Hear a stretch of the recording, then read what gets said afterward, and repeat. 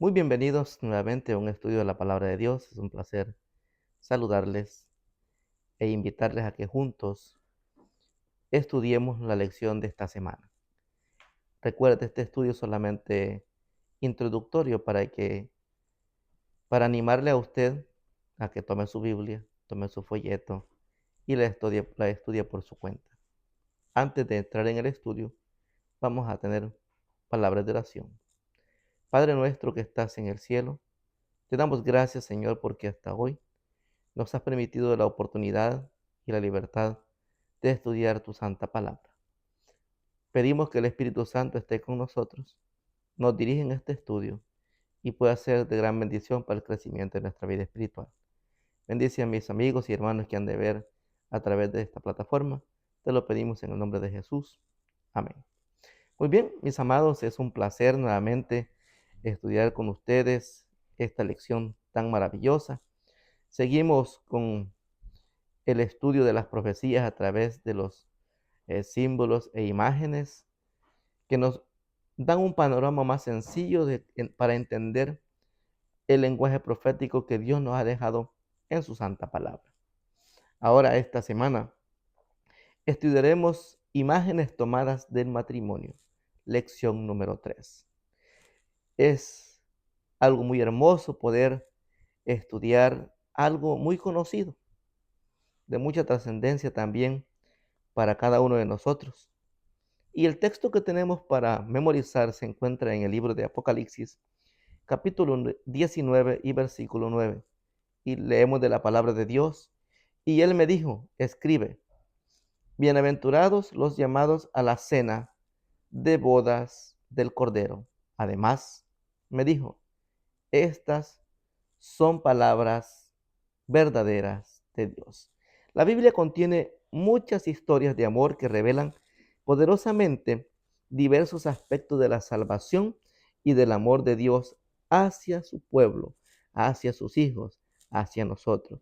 Y el matrimonio, la más íntima de las relaciones, es una escuela en la que si participamos de ella, de acuerdo con el modelo original de Dios, podemos nosotros descubrir profundas lecciones acerca de su amor por nosotros y también demuestra cómo debe ser nuestra relación con Él y de lo que Él ha hecho por redimirnos. Aunque pues es lamentable, es triste cómo las ideas modernas acerca del amor y del matrimonio han distorsionado nuestra capacidad para apreciar lo que Dios intenta enseñarnos por medio de una unión matrimonial. Y pues podemos ver que la pecaminosidad humana ha pervertido enormemente el matrimonio. Este sigue siendo un poderoso medio para poder enseñar verdades, incluso verdades proféticas.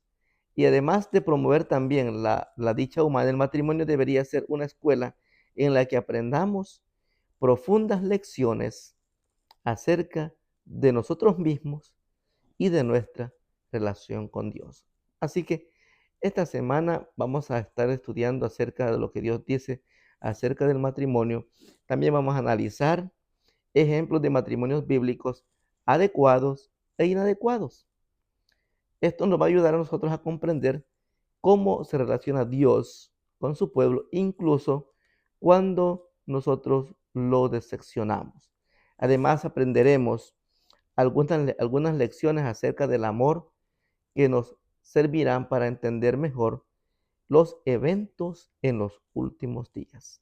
Así que hay que prepararnos porque esta lección viene muy interesante. El matrimonio es una de las instituciones más hermosas que nosotros podemos haber recibido de nuestro Creador. Pocas metáforas bíblicas subrayan tanto la intimidad de la relación que Dios anhela tener con la humanidad como lo es el matrimonio. Este es un medio muy apropiado para que nosotros comprendamos la relación que Dios quiere tener con nosotros y cómo también nosotros tenemos que relacionarnos con Él.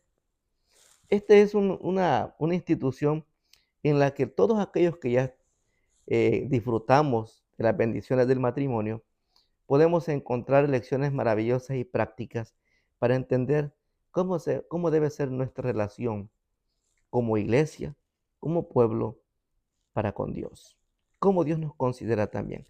Así que ah, esta metáfora se utiliza con tanta frecuencia en la narración bíblica. Y aparece de forma tan señalada en el Apocalipsis, que es imperativo que los estudiantes de la Biblia comprendamos lo que Dios quiere decirnos cuando Él utiliza la palabra matrimonio, ¿verdad? Así que nosotros podemos leer en Génesis, en Efesios, y luego podemos contestar la pregunta que nos dice, ¿cómo refleja el matrimonio humano el vínculo de Cristo con la iglesia? Bueno, la Escritura dice en el Génesis que Adán, pues, cuando vio a Eva, dijo, esto es ahora hueso de mis huesos, carne de mi carne, y esta será llamada varona, porque del varón fue tomada. Por tanto, dejará el hombre a su padre y a su madre, y se unirá a su mujer, y serán una sola carne. Y ambos estaban desnudos, Adán y su mujer, y no se avergonzaban. Lo hermoso es como también Efesios nos presenta este cuadro y nos dice acerca de las primeras palabras que Adán expresó respecto a su compañera, cuando él dijo que Eva era carne de su carne y huesos de sus huesos.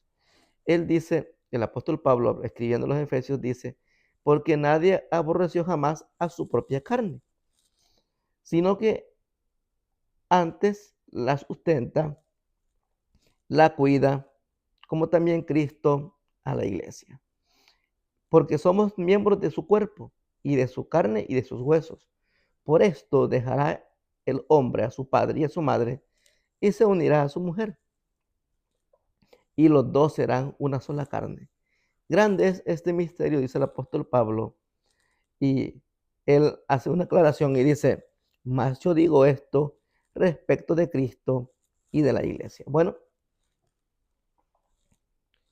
¿qué hace el hombre cuando contrae matrimonio? Forma su propio hogar. Y lo más saludable es que la pareja vivan solos, que la pareja vivan aparte, que no sigan con sus padres. Por eso el texto decía que el hombre cuando se une a su mujer deja a su padre y a su madre. Y si tomamos nosotros lo que la escritura dice respecto a lo que Cristo ha hecho por su iglesia, ¿qué hizo Cristo por su iglesia? Bueno, de manera semejante a la dicha por el pasaje de Génesis y de Efesios, Cristo dejó el cielo, dejó la morada con el Padre, dejó la casa de su Padre y descendió a la tierra para estar con su iglesia, para redimir a su pueblo. Así que de alguna manera también Cristo cumple lo que Génesis dice respecto a que el hombre dejará a su padre y a su madre y se unirá a su mujer. Cristo también dejó la casa del Padre, dejó la morada celestial para estar con nosotros aquí en esta tierra. Así que en una ocasión en que Jesús se dirigía a los fariseos, él citó el relato del Génesis respecto del matrimonio de Adán y Eva, ante los cuales los fariseos preguntaron o hicieron la siguiente pregunta. Entonces, ¿por qué Moisés mandó dar carta de divorcio y despedir a la esposa repudiada por su marido? Bueno, nosotros entendemos lo que la escritura dice respecto a la pregunta que le hicieron estos líderes a Jesús. Moisés pues era considerado como un profeta fundador de la nación. Ahora, imagina o imaginemos lo que significaba cuestionar al autor de la institución del matrimonio, enfrentándolo con su propio profeta. ¿Quién era Cristo con el cual ellos están hablando? Cristo era el mismo que había instituido el matrimonio en el huerto del Edén. Y ahora ellos lo quieren enfrentar con su propio mensajero, en este caso Moisés. Como de costumbre, los fariseos intentaban así demostrar que las enseñanzas de Jesús contradecían las Escrituras. Sin embargo, nosotros podemos ver que en ningún momento Jesús contradijo ni lo que él dijo de su propia boca, ni lo que sus mensajeros dijeran anteriormente a su venida. El matrimonio fiel y para toda la vida siempre fue el ideal de Dios para la raza humana desde que fue creada. Desgraciadamente la humanidad caída arruinó este preciado don. Y hoy pues el matrimonio, la unión íntima de dos personas imperfecta, siempre será motivo de tensión. ¿Por qué? Por causa del pecado, ¿verdad? Nosotros podemos ver que el matrimonio junto con el sábado son los dos dones que se nos concedieron en el Edén. Y ambos pretendían demostrar el deseo de Dios de mantener una relación íntima y cercana con sus criaturas, con sus hijos. A su vez, el matrimonio entre la iglesia y Cristo es la unión entre un Salvador perfecto y una esposa muy, pero muy imperfecta. Sin embargo, es posible aprender acerca del amor de Dios a partir de lo que representa un buen matrimonio. Y aquí en esta parte se nos presentan tres principios para el matrimonio. Primero, perdona a tu cónyuge, aunque no lo merezca, así como Cristo también nos ha perdonado a nosotros, aunque no lo merezcamos. Segundo, acepta a tu cónyuge a pesar de sus defectos, así como Cristo, si nosotros venimos a Él arrepentidos y deseosos de rendir nuestra vida a Él y nuestro corazón, así como Cristo nos acepta a pesar de nuestros defectos. Y tercero, tenemos que valorar a nuestro cónyuge más que a nosotros mismos, como el ejemplo que Cristo nos ha dado. Cristo dio su vida por su iglesia y de la misma forma también nosotros somos invitados a dar la vida por nuestro cónyuge. Así que ahí tenemos nosotros que el deseo de Dios, humanamente hablando, para la felicidad del ser humano, es que cuando nosotros entramos en el vínculo del matrimonio, en esa unión maravillosa entre un hombre y una mujer, podamos disfrutar de una relación saludable y feliz. Aparte de eso, esa misma unión nos sirve como una lección poderosa para poder tener una relación íntima y estrecha con nuestro Creador. Así como en el matrimonio ya no son dos, así Cristo quiere que su iglesia también sea una con Él. Ahora, la novia hermosa, ¿verdad? Aquí tenemos un cuadro bastante pintoresco, hermoso a su vez y triste al final, porque en el capítulo 16 de Ezequiel se presenta una imagen asombrosa de la consideración de Dios hacia su pueblo, ¿verdad? La nación de Israel es descrita allí como una bebé abandonada en un campo para que muriera, en donde Dios es representado como un caminante que recoge a esa bebé, la lleva a su casa, la cuida, la protege, la lava, la sustenta durante años y que cuando se ha vuelto una mujer, bueno, se casa con ella. Esa es una poderosa imagen de una unión matrimonial insólita. Y esto usted va a tener tiempo de estudiarla detenidamente en su casa, eh, los pasajes allí presentados. Ahora, ¿qué nos enseñan los detalles de la exaltación de esta novia acerca de la intención de Dios hacia nosotros? ¿Cómo Dios cuidó de Israel? ¿Cómo Dios lo trató? ¿Cómo Dios hizo todo para que éste se volviera un pueblo especial, una nación que diera honra a su nombre, que pudiese representarlo dignamente y que pudiese tener una relación estrecha con Él, muy íntima, en la que Dios se complaciera, como se complace el esposo con la esposa en el vínculo matrimonial. Dios dijo de Israel, su esposa figurada, que bajo su cuidado llegó a ser hermosa en extremo. Cuando Dios la encontró por primera vez, nadie la consideraba hermosa. Estaba abandonada, estaba para que pereciera. Era una niña desechada, abandonada para que pereciera. Pero a medida que Dios se ocupaba de ella, se hacía cada vez más hermosa hasta que se convirtió en el tema de conversación del mundo. Sin embargo, nosotros podemos ver, ¿verdad?, que Israel creció bajo la bendición de Dios durante los reinados de David y Salomón. Esos fueron los días más esplendorosos de la nación hebrea. Sin embargo, la belleza de Israel era un don que Dios le había dado. Era porque Dios estaba con ella. Era porque Dios la protegía y la cuidaba. Era hermosa y atraía la atención de las naciones precisamente porque era su esposa y Dios cuidaba de ella. Dios dice que su belleza era perfecta, como también el esplendor de Dios le otorgaba. Así que este es un tema recurrente en la Biblia. Lamentablemente, la esposa de Dios es hermosa no por mérito propio. Y digo lamentablemente porque ella se envaneció, se enorgulleció de su hermosura, de su esplendor, de todos los dones que Dios le había dado. Ella los tomó para que su egoísmo creciera. Y de esta forma, nosotros podemos ver cómo el pueblo de Israel se fue apartando del ideal de Dios. ¿Mm? Así que de manera similar los creyentes somos hermosos a los ojos de Cristo, a los ojos del cielo, pero no por algo que nosotros hayamos hecho, sino por el favor de Dios, por la salvación de la que Él nos ha hecho objeto.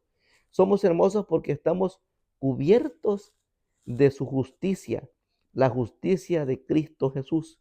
Y todo estaba bien, ¿verdad? Hasta el siguiente versículo 16, donde dice el versículo 16 que, pero confiaste en tu hermosura, te prostituiste a causa de tu renombre y derramaste tus fornicaciones a cuantos pasaron para ser de ellos. Y ahí nosotros también tenemos que cuidar nuestra relación con Dios. Nosotros fuimos creados para reflejar la bondad y la gloria de Dios. No obstante, cuando las criaturas de Dios empiezan a creer que su hermosura es propia, esa belleza se desvanece y comienzan los problemas. Y de ahí que nosotros también, como iglesia cristiana, no estamos exentos de caer en el mismo problema que cayó el antiguo Israel, que al final pues eso fue un tema recurrente, el asunto de que Israel se apartaba de Dios, Dios otra vez le mostraba su bondad, enviaba a su mensajero y la traía de nuevo hacia sí. Y en la iglesia también, la iglesia ha tenido sus problemas. ¿Eh?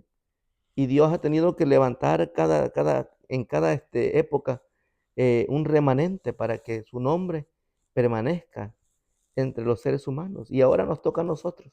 Nosotros tampoco no estamos exentos a que, como dice Apocalipsis, ¿verdad? Tú dices, yo soy rico, o eres rica, yo soy rica y me he enriquecido. Eso es una vanagloria.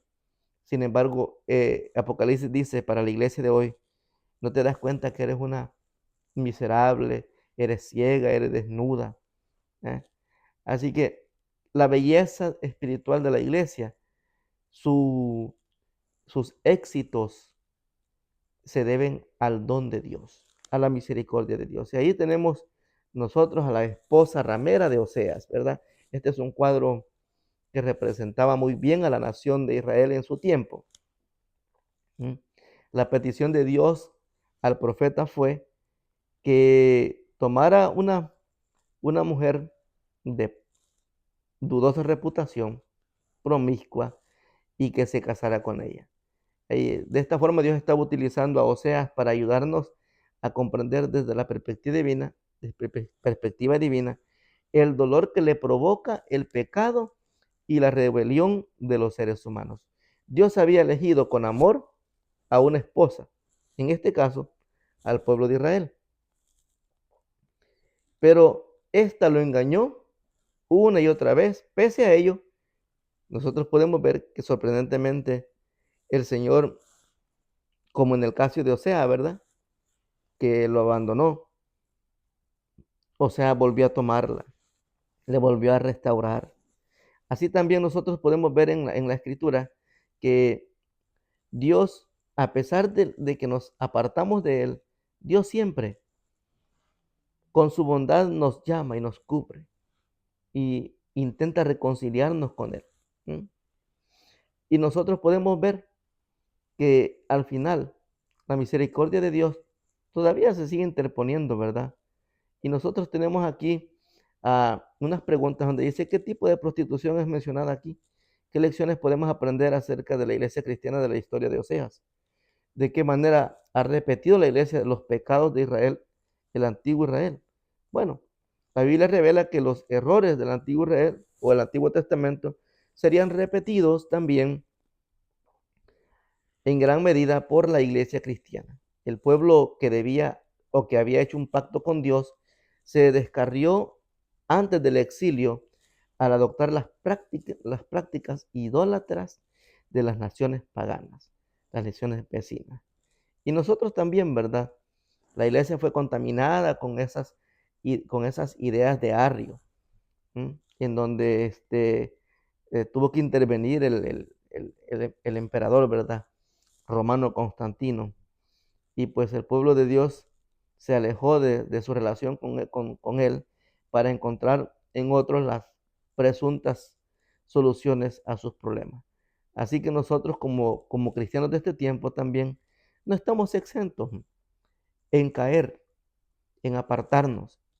Y tenemos que tener cuidado con eso, pues el deseo de Dios es que nosotros permanezcamos unidos a Él, permanezcamos ligados a Él, en una íntima y estrecha relación con Él, fieles al pacto, fieles a sus mandamientos y así permanecer leales a ese amor que Él nos ha mostrado. Así que quienes han traicionado quienes han sido traicionados por un cónyuge, esas son experiencias duras en la vida, pueden comprender los sentimientos y la devastación que eso causa, la ruptura de una relación.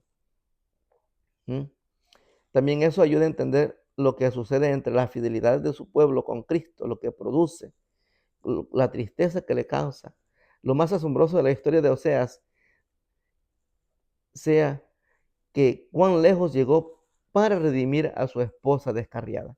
Y pues esto nos ayuda a ver cómo Cristo tuvo que entregar su vida para poder comprarnos con su propia sangre, para poder atraernos nuevamente hacia Él. Así que resulta notorio que el llamado final de Dios para su iglesia en estos últimos días es a salir de ¿dónde? A salir de Babilonia. Así que nosotros en Apocalipsis encontramos allí, Apocalipsis 18, encontramos ese llamado. Y ese llamado no es para los que están en completa rebelión o abierta rebelión contra Dios. No, ese llamado es hacia el pueblo de Dios que está en Babilonia. ¿Mm? Es un llamado a salir de ese lugar. Y por eso nosotros encontramos en Apocalipsis 17, 1 y 2, que vino entonces uno de los 7 ángeles que tenían las 7 copas de las 7 plagas y habló conmigo diciéndome, ven acá y te mostraré la sentencia contra la gran ramera, la que está sentada sobre muchas aguas, con la cual han fornicado los reyes de la tierra, y los moradores de la tierra se han embriagado con el vino de su fornicación. Lo mismo que pasó con el pueblo de Israel. Se prostituyó, se embriagó, fornicó con los dioses de las naciones vecinas, naciones paganas. Dios había colocado a Israel para que fuese un faro de luz que diera a conocer la verdad del verdadero Dios a esos pueblos, a esas naciones que moraban en la oscuridad del paganismo, en la oscuridad de la idolatría. Sin embargo, Israel no cumplió con esa parte, con esa responsabilidad, con ese privilegio. En lugar de ser una luz que pudiese atraer a esas naciones hacia Dios, ella misma se inclinó a los dioses falsos que ellos adoraban. Y sin embargo, también la iglesia, ¿verdad? Aquí en el 18 nos dice que después de esto vi a otro ángel descender del cielo con gran poder y la tierra fue iluminada con su gloria. Y clamó con voz potente diciendo, ha caído la gran Babilonia y se ha hecho habitación de demonios y guarida de todo espíritu inmundo y albergue de toda ave inmunda y aborrecible, porque todas las naciones han bebido del vino del furor de su fornicación, y los reyes de la tierra han fornicado con ella, y los mercaderes de la tierra se han enriquecido de la potencia de sus deleites. Y oí otra voz que decía, salid de ella, pueblo mío, para que no seáis partícipes de sus pecados, ni recibáis parte de sus plagas. ¿A quién está hablando en esta ocasión la Escritura? Bueno, al pueblo de Dios de los últimos días. ¿Qué ha pasado con la iglesia? Dice acá. Se ha prostituido, se ha vuelto una ramera. Sin embargo, aún prostituta y todo, Dios tiene pueblo en ese lugar, en Babilonia, en donde Él conoce íntimamente a los que le aman, en donde mientras el mundo se dirige presuroso hacia su peor hora, Dios sigue ofreciéndonos la redención que le costó su propia sangre, más que ninguna otra cosa. La cruz de Cristo debería ser para nosotros la mayor demostración de cuán fervientemente desea el Señor salvar a su pueblo descarriado. Y de ahí que nosotros, bueno, ¿de qué maneras puede hoy cualquier iglesia, incluso la nuestra, fornicar espiritualmente? Sobran las maneras que Satanás ha inventado para que la iglesia hoy se prostituya espiritualmente. Ahora hay muchas formas que Satanás ha inventado para distraer nuestra mirada, nuestra atención hacia el verdadero Dios. Hay muchas ideologías, hay muchas distracciones, hay muchos pasatiempos que le roban a Dios o que le roban a nosotros la atención. En vez de dirigirla hacia Dios, la dirigimos hacia las cosas de este mundo. Las riquezas, los quehaceres, eh, la mundanalidad, las distracciones y muchas otras cosas más que se pueden mencionar que nos apartan y que nos distraen y que nos pueden llevar por el camino errado y que nos pueden llevar a prostituirnos delante de Dios y apartarnos y descuidar nuestra relación con Él ahora. Sin embargo, podemos aprender algo del siguiente relato.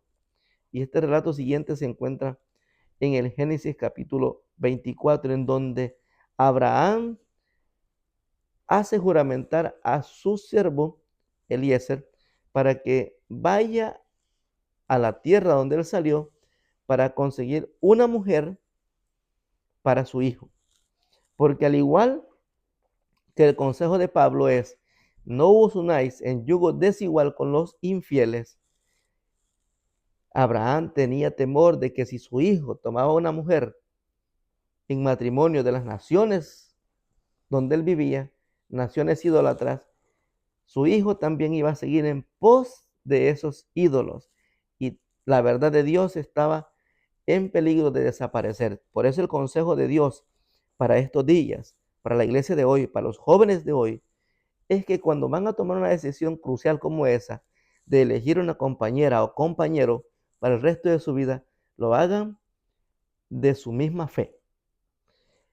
Aunque hoy día el enemigo los engaña, haciéndoles creer que se pueden buscar una joven de allá afuera y que ellos van a ser más inteligentes y más sabios, más y la van a convencer para traerla a la iglesia. Igualmente pasa con las muchachitas también. Les prestan atención a los que están allá afuera, pensando que los van a convencer y los van a traer a la iglesia. Ese es un engaño muy grande de Satanás, porque está comprobado que la mayoría de relaciones que se construyen de esa forma fracasan y terminan. El cristiano termina siendo paganizado, la cristiana termina separándose de la iglesia y apartándose de Dios. Y ese es lo que Dios siempre ha aconsejado de su pueblo que no se aparte de él. Dios quiere ser el esposo y la iglesia es considerada como la esposa. Y Él quiere que ella permanezca en completa fidelidad hacia Él.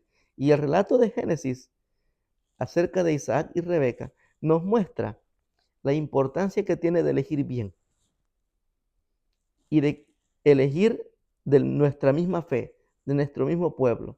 Quizás el gran ejemplo de esta historia sea que muchas veces, ¿verdad? Nosotros pues creemos más en nuestra propia sagacidad.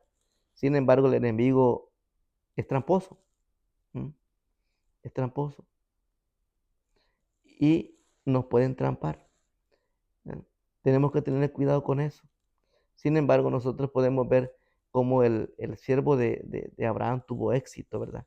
No cabe duda de que nosotros estamos emparentados con nuestro Creador, así como lo estaba Abraham con la familia de donde procedía Rebeca.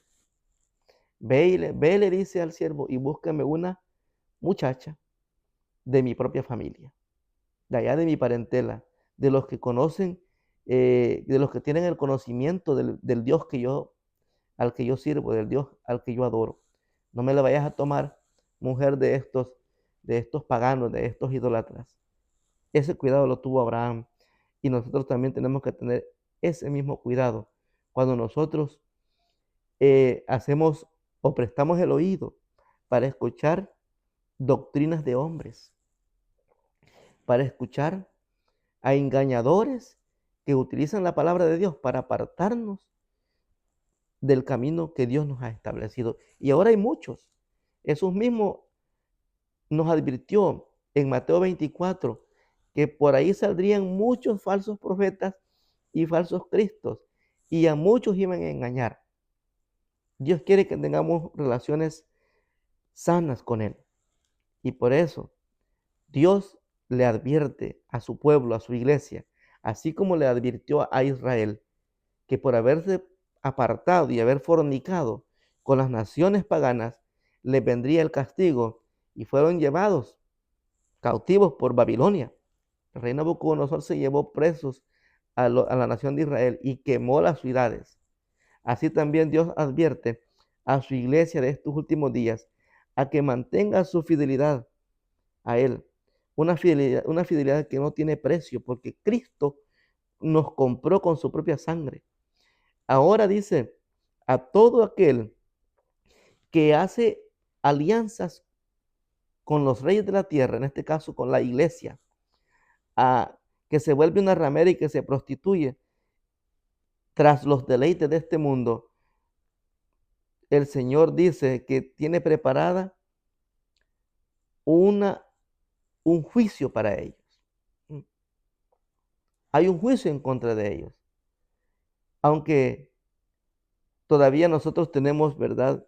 La oportunidad de poder rehacer nuestra vida con Jesús para aquellos que no lo han hecho.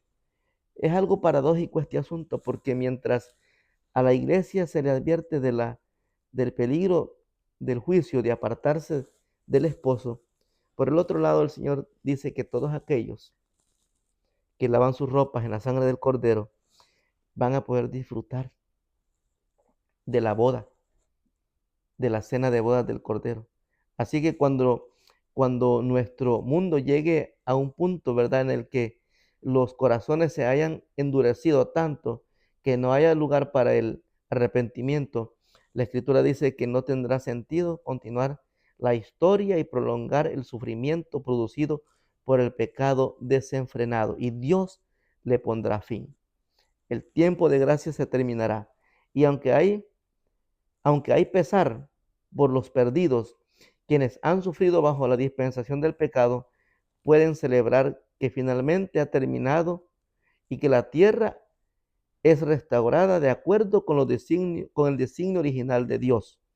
Esta vez no habrá un alejamiento de Dios porque hemos aprendido dolorosamente que Dios tiene razón acerca de la devastación resultante de separarnos de Él. Separados de mí, dijo Cristo, nada podéis hacer. Y cuando Cristo compara la separación entre la rama y la vid, dice que los que no permanecen en la vid y se separan de la rama se secan, son recogidos y son echados en el fuego. Así que el matrimonio, unión para toda la vida, es el símbolo de la iglesia, de la unión de la iglesia con Cristo. Sin embargo, también la ramera significa que ésta se separó de Cristo y se unió, como dice la Escritura en Apocalipsis, a los reyes de la tierra. Fornicó con ellos.